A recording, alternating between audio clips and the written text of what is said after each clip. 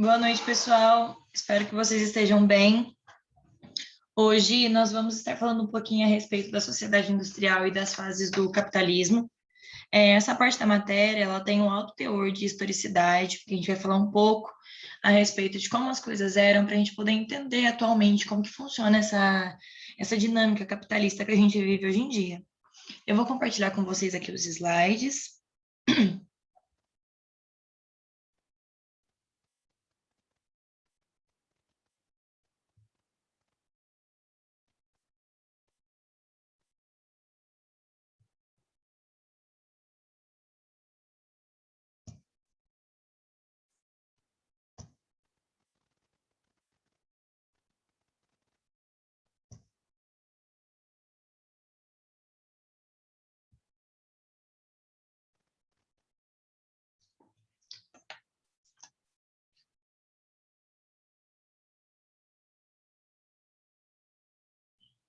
Bom, pessoal, a sociedade industrial ela é um resultado das lutas dos trabalhadores em busca de reformas que, de fato, pudessem humanizar o capitalismo.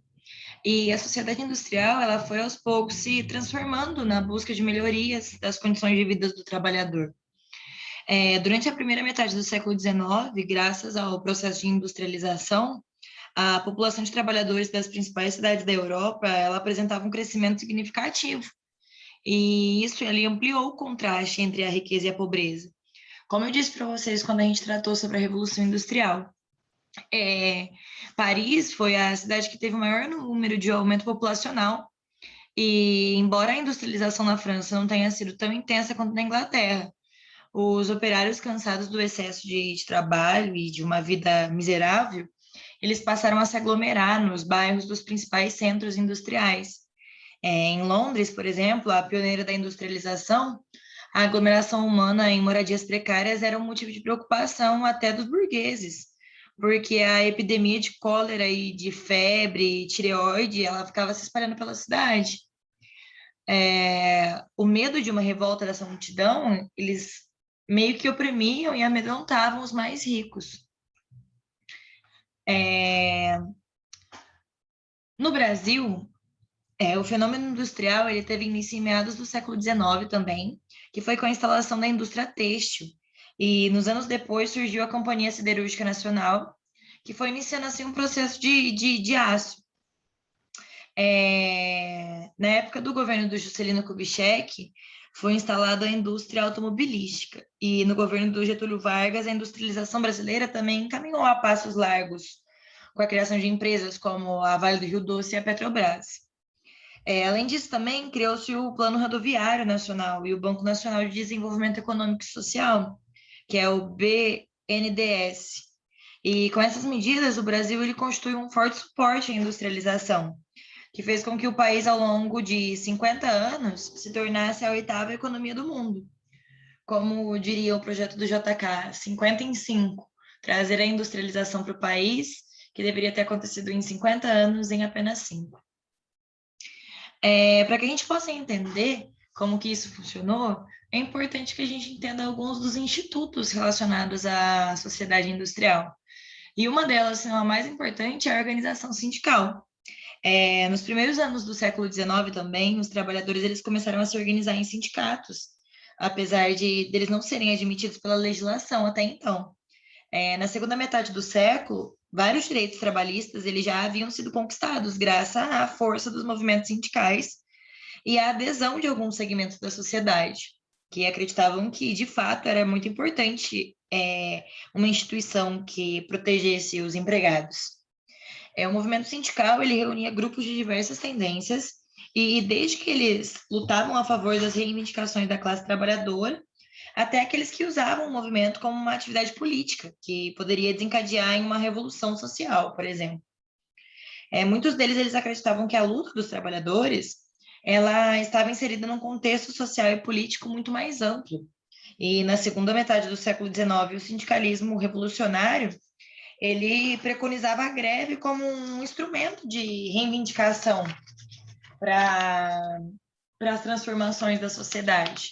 Ou seja, a população começou a acreditar que o direito de greve, o direito de se reunir, tratar sobre os problemas que eram reais para o trabalhador, seria uma forma de mudar a sociedade e a forma como as pessoas pensavam.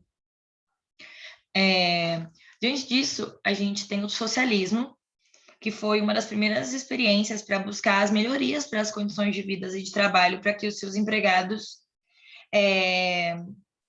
pudessem ter uma melhor condição. E ele se deu na Escócia, onde o industrial Robert Owen, ele criou uma fábrica em Newlamark, uma colônia que fornecia moradia, fornecia educação, alimentos para os trabalhadores, além também de limitar em 10 horas e meia a jornada de trabalho, que antes duraria até mais de 24 horas. Os trabalhadores eles viviam em condições insalubres, enfim.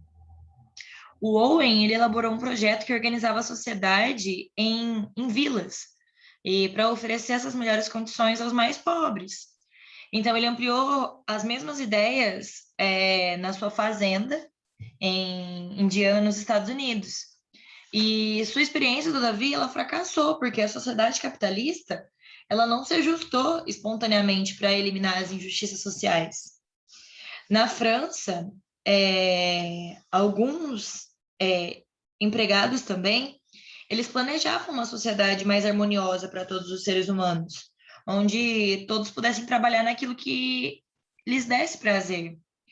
E eles foram chamados mais tarde de socialistas utópicos, porque os seus projetos eles eram ineficientes para eliminar as diferenças sociais e os trabalhadores eles permaneciam destituídos do poder político de fato, enquanto que a burguesia ela continuaria com o controle de tudo e nunca dividiria sua riqueza. Eram chamados de utópico porque a sociedade em si acreditava que eles nunca alcançariam essa meta de fazer com que os trabalhadores eles tivessem direitos, com que a condição deles fossem equiparadas com os burgueses, enfim. E eu coloquei aqui para vocês algumas características desse socialismo, como relação à redução da jornada de trabalho, a autogestão nas fábricas, que faziam com que os funcionários eles se tornassem mais responsáveis.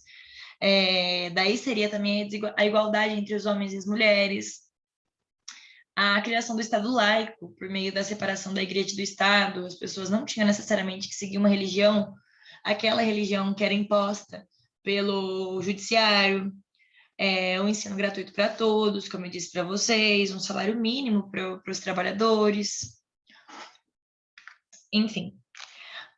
Com isso, a gente anota também o anarquismo, que foi um sistema capitalista que foi alvo dos anarquistas que defendiam o fim da propriedade privada e de qualquer forma de governo. As ideias desses anarquistas eram baseadas na liberdade e na ausência da autoridade. O trabalho, então, ele deveria se basear no sistema de cooperativas, com pequenas comunidades com uma autogestão, incluindo o sistema de troca entre elas. E alguns teóricos anarquistas, entre eles o Bakunin e o Proudhon, eles divergiam entre as suas estratégias para combater a exploração capitalista. O pensamento anarquista ele chegou aos sindicatos e no fim do século XIX na França, na Itália e também principalmente na Espanha, onde os anarcos sindicalistas eles criaram a Confederação Nacional dos Trabalhadores. As tendências anarquistas, por fim, elas foram vencidas pelas correntes marxistas e social-democrata no cenário internacional de luta da classe trabalhadora. Na realidade, o anarquismo ele nunca teve uma ascensão gloriosa, porque era um pouco fora de percepção, ou nada palpável, imaginar uma sociedade com ausência de autoridade, afinal. As regras, as leis, elas foram feitas para equilibrar aquilo que a gente chama de status quo, de paz social, enfim.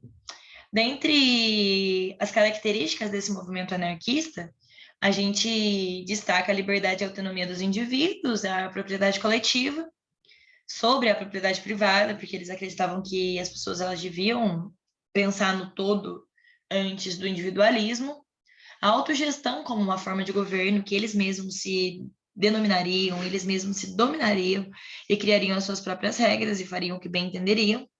A autodisciplina e responsabilidade, porque eles acreditavam que a sociedade ela conseguiria realmente se manter sem regras. Uma educação libertária aprenderia quem quisesse e para todo mundo, e a harmonia e solidariedade. Só que, como eu disse para vocês, as correntes marxistas e social-democrata, elas meio que roubaram essa cena do anarquismo. Pois bem, o marxismo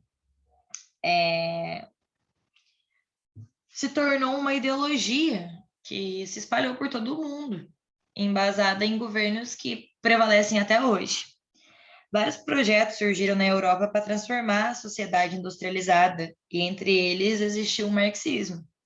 O filósofo revolucionário Karl Marx, junto com o filósofo alemão Engels, eles criaram o socialismo marxista, que também era chamado de científico, e ele idealizava acabar com as desigualdades sociais, rompendo com a ordem capitalista. O Manifesto Comunista, que foi publicado em 1848, ele convocava os trabalhadores para a revolução. Para Marx e para Engels, a história ela era regida por leis que deviam ser entendidas e explicadas racionalmente. E para eles, a forma como cada sociedade se organiza e organizava a produção e a distribuição das riquezas ia definir a ordem social, a estrutura política, os valores culturais. O fator econômico seria a última instância para que se estabelecesse uma sociedade igualitária, no cenário de transformar a produção através de uma revolução radical. E a Revolução Russa, ela foi um maior experimento na engenharia social dessa história na humanidade. O Marx, ele se denominava materialista e afirmava que ele não era marxista, coloquei aqui para vocês, o que é uma controvérsia muito generalizada. Mas, de fato, muitas outras tendências pelo mundo, elas foram aprimorando esse marxismo. E, como eu disse para vocês, muitos outros governos, elas são embasadas nessa teoria até os dias atuais. Trouxe aqui para vocês, antes de falar das fases do capitalismo, eu quero falar sobre os reformadores cristãos, que as injustiças criadas pela sociedade industrial, elas levaram a preocupações também para a Igreja Católica, que tentou buscar soluções para esse problema. Um dos primeiros católicos a pregar a necessidade de reformas cristãs que, por exemplo, pudessem humanizar o capitalismo, perdão, foi um padre, o Robert Leminais, e ele considerava que a incorporação dos ensinamentos cristãos à sociedade moderna, ela instalaria a justiça social. O Papa Leão VIII, na encíclica Novarum, deu impulso ao movimento reformista da Igreja, e nela ele rejeitava as propostas socialistas e defendia a propriedade privada, bem como também ele exigia que o tratamento dado ao operário ele obedecesse aos princípios do cristianismo. Para o Papa Leão VIII, o trabalhador ele tinha direito à proteção do trabalho, à limitação da jornada laboral, à organização sindical, porém ele negava o direito de greve e as mudanças estruturais preconizadas pelo socialismo revolucionário. O movimento social cristão ele se prolongou até o século XX e se uniu às facções moderadas do movimento socialista. Para vocês verem como que a Igreja Católica sempre influenciou demais nessa construção histórica que a gente tem e que a gente visualiza até os dias atuais. E como essa influência preconizou muitos dos aspectos que a gente tem hoje em dia, inclusive o preâmbulo da Constituição, que há explicitamente uma rogação a Deus. Agora, sobre as fases do capitalismo, a gente anota que o capitalismo ele é um sistema econômico que ele está dividido em 3 fases.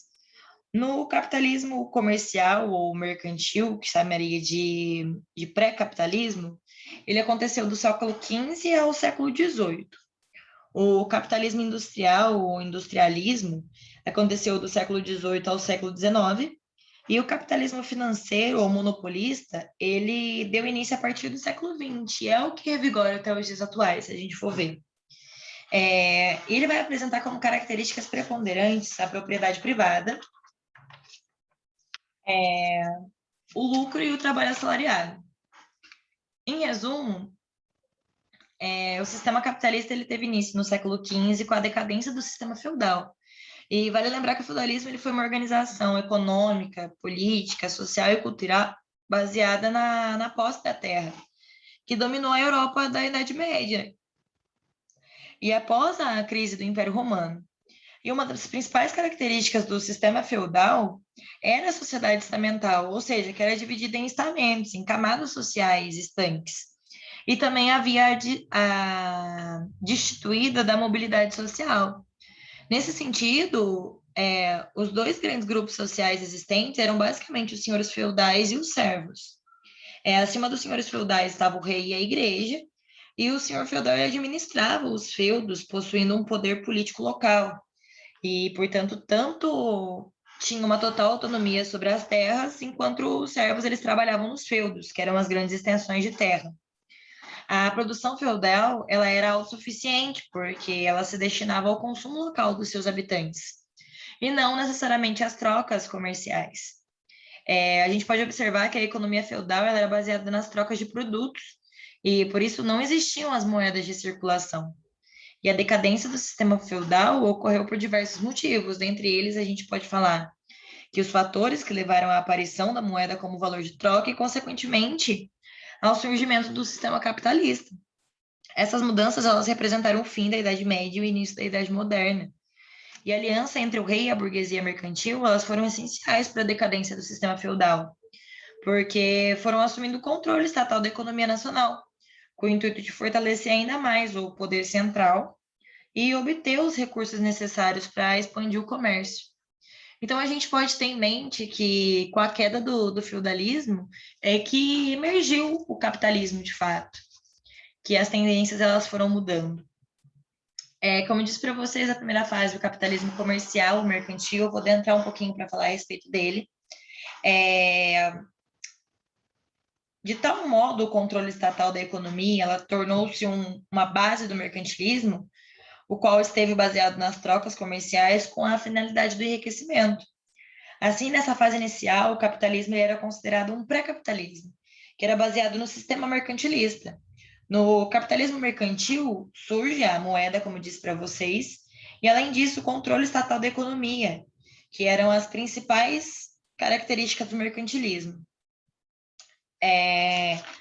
No capitalismo industrial, o industrialismo, a gente tem que, com a Revolução Industrial do século XVIII, o surgimento da máquina movida a vapor e a expansão das indústrias, o capitalismo ele vai atingindo uma nova fase, chamada de capitalismo industrial, de fato. As alterações dos sistemas de produção, elas estiveram marcadas pela substituição de produtos manufaturados para os industrializados, que foram tomando conta do cenário mundial por meio do desenvolvimento do sistema fabril de produção e da explosão demográfica nos grandes centros urbanos, que é chamada de urbanização, como eu disse para vocês, em outras áreas. Em outras palavras, o trabalho manual ele passou a ser realizado em grandes escalas de produção, onde as máquinas elas substituíram a força do homem. A gente pode notar que a aceleração dos processos industriais ele trouxe diversos problemas à população, desde as condições precárias de trabalho, com as intensas horas de trabalho, os baixos salários e o aumento do desemprego, os quais mais tarde levaria à Guerra Mundial. E por último, a gente anota aqui que o capitalismo financeiro monopolista, que surgiu a partir do século XX, ele estaria fazendo parte da terceira fase desse capitalismo, que mais precisamente aconteceu após a Segunda Guerra Mundial, com a expansão da globalização, com o advento da Segunda Revolução Industrial. E além das indústrias que dominavam o cenário do capitalismo industrial, nesse momento o sistema ele também está fundamentado nas leis dos bancos, das empresas multinacionais e também das grandes corporações por meio dos monopólios financeiros. Alguns estudiosos eles acreditam que o capitalismo já entrou numa quarta fase, com a expansão das tecnologias e das informações, que seria denominado um capitalismo informacional ou cognitivo. Mas há controvérsias em relação a isso, e são apenas alguns estudiosos que podem afirmar. Outros acreditam que a gente ainda está vivenciando o capitalismo financeiro ou monopolista. Pessoal, essa aula é bem curtinha mesmo, como eu disse para vocês, é regada à historicidade, remonta muito às outras aulas que a gente falou a respeito da Revolução Industrial, a respeito da urbanização, da Segunda Guerra Mundial, da globalização, principalmente, e vocês podem perceber que as aulas elas vão se interligando, que elas têm um contexto propriamente dito, porque alguns marcos importantes na história, eles foram responsáveis por ocasionar diversos acontecimentos pelo mundo. Tá certo, pessoal? Essa foi nossa aula sobre a sociedade industrial e sobre as fases do capitalismo, de uma forma bem resumida. É um assunto muito recorrente, porque fala também, fala não, aliás, ela explica aspectos da nossa realidade. E, enfim, quaisquer dúvidas posteriores que vocês tiverem, eu me coloco à disposição. Desejo a vocês uns bons estudos. Estou disponibilizando para vocês os slides e o material de resumo, tá certo? Muito obrigada pela atenção até aqui e uma boa noite.